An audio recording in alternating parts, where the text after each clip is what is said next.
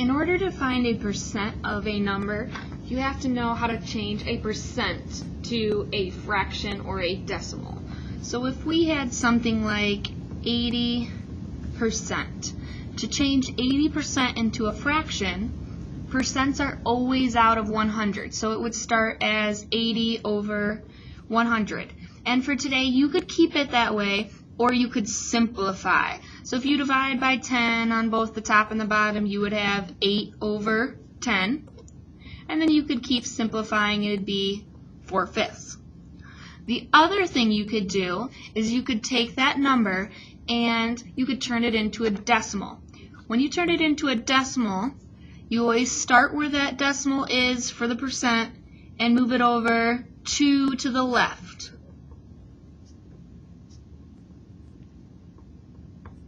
Always 2 to the left, okay? And so it would be 0.80. So that's fraction or a decimal. And you can choose which way works best for you today on doing these types of problems. So the first one I'm going to do as a fraction, and percent of a number. So we change the percent into a fraction or a decimal. In math, of means multiplication. So you would multiply by that number to figure it out. So change that into a fraction. We would have 110 over 100. And you can always do this too by kind of thinking, okay, if I divide by 10, the 0 would come off. So we cross those out and it'd be 11 over 10.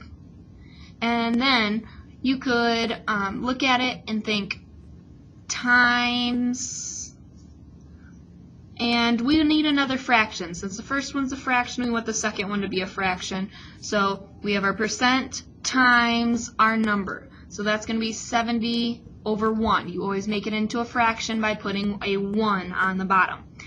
From there, you can simplify. 70 divided by 10 is 7. 10 divided by 10 is 1. And then you would multiply straight across. 11 times 7 is 77. Over 1 times 1 is 1. So 110% of 70 is 77.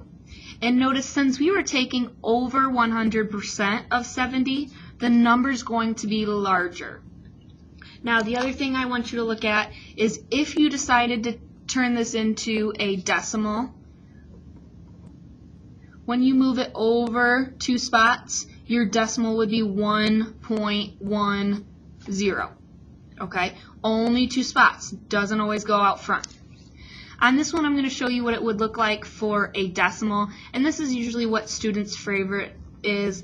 And there's quite a few problems that we might do in class or on homework that it would be best to do it with a decimal, because maybe we're talking about money, or maybe it starts as a decimal, and those would be easiest to turn it into a decimal.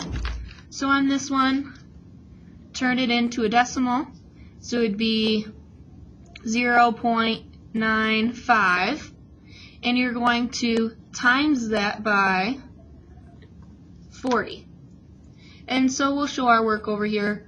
40 times 0.95. Remember, when you are working with a decimal, when you're multiplying, you don't have to line up the decimal points. So 0 times 5 is 0. 5 times 4 is 20. When we go down to the next line, remember, you always start with a 0. If we would go down to the next, it would be 2 zeros and 3 zeros. Then we do the 9. 9 times 0 is 0. 9 times 4 is 36. Then we add up our amount. 0, 0, 8, 3. Now, 95% of 40 can't be 3,800 because we want only 95% of it, so it's going to be less than that.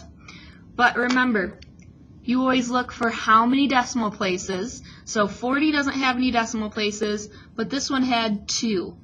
So we'd move it over 2 spots.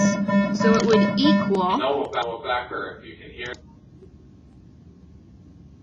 Sorry about that. Okay. So let's look at it. So this would equal 38. So 95% of 40 is 38. The last one, same thing. You turn it into a decimal. I think a decimal on this one would be easier. This one made a nice, neat fraction for us. This one I think would be easier to do a decimal as well.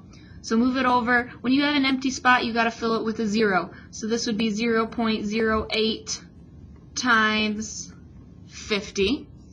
And it doesn't matter which one goes on the top. I always tend to put the bigger number on top, but we could go the other direction. And notice I never went to the 0 because if I went through, zeros would just be zeros there. So here's 0.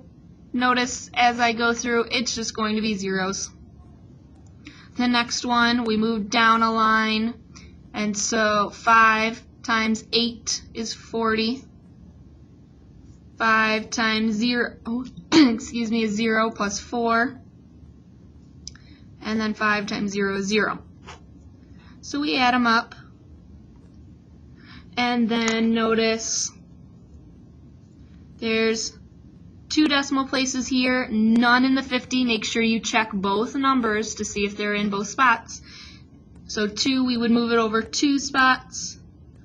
So it would be equal to 4. So 8% of 50 is equal to 4. And you can kind of check these and make sure if they make sense. 8% of 50 means it's going to have to be kind of a smaller number. 95% of 40 means it's going to be close but not quite 40.